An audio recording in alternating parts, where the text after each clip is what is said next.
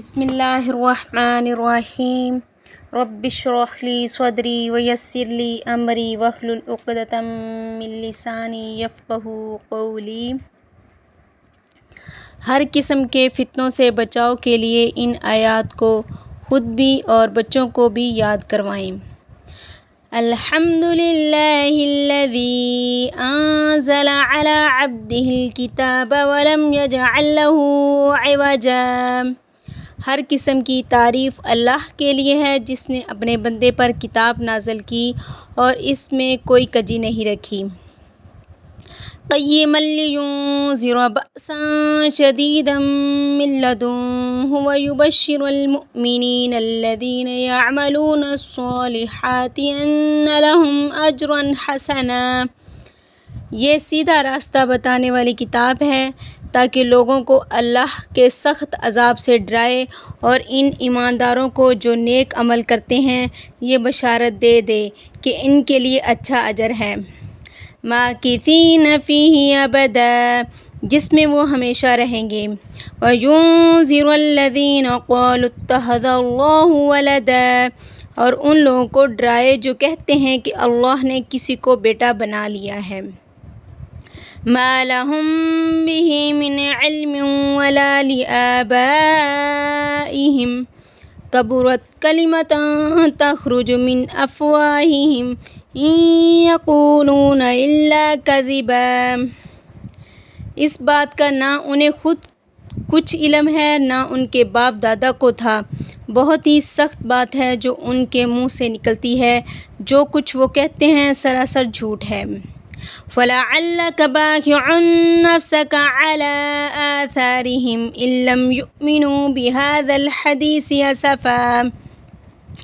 آپ شاید ان کافروں کے پیچھے اپنے آپ کو ہلاک کر ڈالیں گے اس غم سے کہ یہ لوگ اس قرآن پر ایمان کیوں نہیں لاتے۔ اِنَّا جَعَلْنَا مَا عَلَى الْأَرْضِ زِینَةً لَهَا لِنَبْلُوَهُمْ أَيُّهُمْ أَحْسَنُ عَمَلًا۔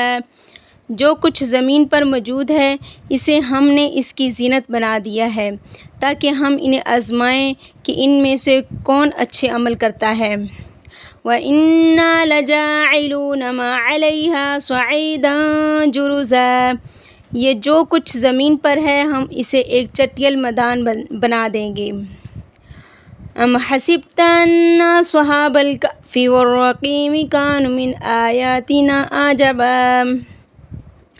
کیا آپ یہ خیال کرتے ہیں کہ غار والے ہمارے قابل تعجب نشانیوں میں سے تھے؟ اذ اوی الفتیۃ الی الکہف فقالوا ربنا آتنا من لدنک رحمۃ وہیئ لنا من امرنا رشدا۔ جب ان نوجوانوں نے غار میں پناہ لی تو کہنے لگے اے اللہ ہمارے پروردگار اپنی جانب سے ہمیں رحمت عطا فرما اور اس معاملے میں ہماری رہنمائی فرما۔ پہلی 3 آیات میں قرآن اور صاحب قرآن حضرت محمد صلی اللہ علیہ وسلم کی صداقت کی طرف اشارہ کرتے ہوئے اللہ تعالیٰ نے فرمایا ہے کہ ان کے سچے پیروکار اور تابع دار لوگوں کو ہمیشہ ہمیش کے لیے جنت عطا کی جائے گی۔ آیت نمبر 4 اور 5 میں شرک کا رد ہے اور اس بات کا بیان ہے کہ اللہ تبارک تعالیٰ وحدہ لا شریک ہر قسم کی اولاد سے پاک ہے اور قیامت کے قریب کئی لوگ دجال کے فتنے سے متاثر ہو کر اس کو اللہ تعالیٰ کا شریک بنا ڈالیں گے، لیکن جن کا عقیدہ توحید مضبوط ہوگا وہ لعنتی دجال کے شر سے متاثر نہیں ہوں گے۔ آیت نمبر 6 میں رسول اللہ صلی اللہ علیہ وسلم کی امت کے لیے اس خیر خواہی اور فکر مندی کا ذکر ہے کہ جس نے آپ کو ہمہ وقت بے قرار کر رکھا تھا کہ یہ لوگ عقیدہ توحید قبول نہیں کرتے۔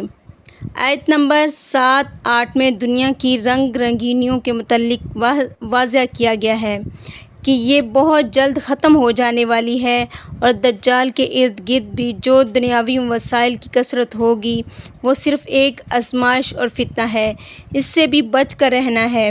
آیت نمبر 9 اور 10 میں اصحاب کہف کی استقامت کا ذکر کرتے ہوئے واضح کر دیا کہ عقیدہ توحید کے مقابلہ میں چاہے دجال جیسا فتنہ بھی آ جائے اس کا مقابلہ کرنا ہے اور توحید کی عظمت کے لیے ہر قربانی پیش کرتے ہوئے اہل شرک سے مکمل طور پر کنارہ کش رہنا ہے۔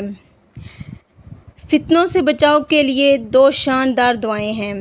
اللہم انی اعوذ بک من عذاب القبر واعوذ بک من عذاب جہنم واعوذ بک من فتنۃ المسیح الدجال واعوذ بک من فتنۃ المحیا والممات۔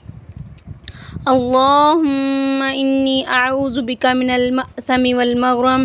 اے اللہ، یقیناً میں آپ کی پناہ چاہتی ہوں عذاب قبر سے، اور آپ کی پناہ چاہتی ہوں جہنم کے عذاب سے، اور آپ کی پناہ میں آتی ہوں مسیح دجال کے فتنے سے، اور آپ کی پناہ میں آتی ہوں زندگی اور موت کے فتنے سے۔ اے اللہ، میں بے شک آپ کی پناہ میں آتی ہوں گناہوں سے اور قرض سے۔ اللہم احسن عاقبتنا فی الامور کلہا واجرنا من خزی الدنیا وعذاب الآخرہ۔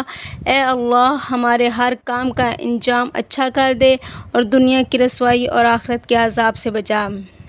اس طرح آخری تینوں کل صبح و شام 3 مرتبہ پڑھتے رہیں، کوئی فتنہ قریب نہیں آئے گا۔ سبحانک اللہم وبحمدک اشہد ان لا الہ الا انت استغفرک واتوب الیک۔